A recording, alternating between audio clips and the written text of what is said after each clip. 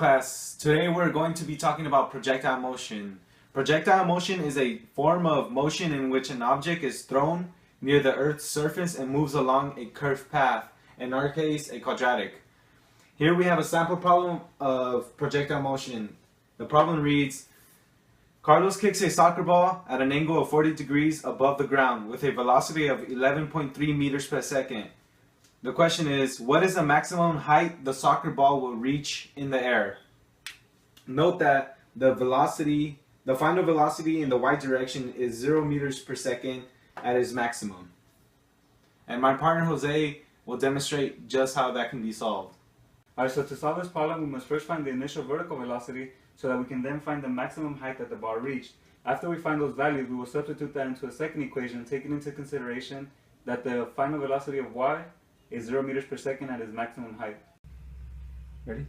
Alright, so to find the initial vertical velocity, what we did was multiply the initial velocity by the sine of theta, which in this case was 40 degrees. Now we did these calculations beforehand, and it turns out to be 7.2635 meters per second.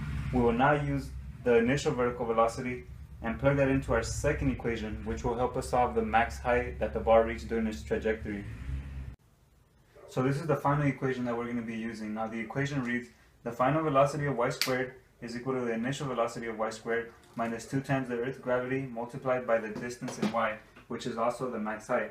Now we have to take into consideration that we said earlier that the final velocity of y was equivalent to 0 meters per second, and the constant g is the gravity on Earth, which is 9.81 meters per second. So now it's just a matter of simple algebra, and we're going to plug in all these numbers to find the maximum height that the ball reached. So after substituting all the values that we have from the given into our second equation and a little bit of manipulating using simple algebra, we arrived at our answer. And our answer is 2.689 meters, meaning that's the maximum height that the ball reached in its trajectory.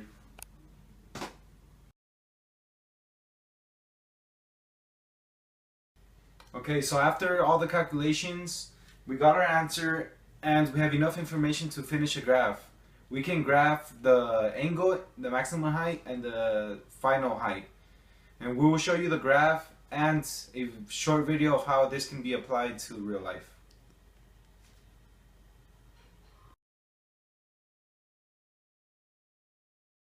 So we're at the park now, and we're going to show you just how the situation can be applied to real life.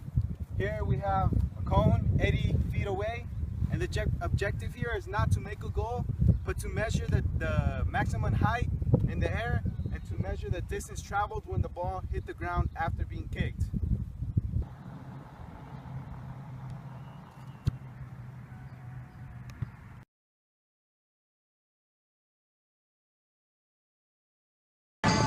We made it!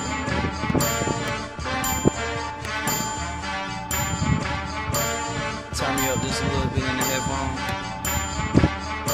Worldwide.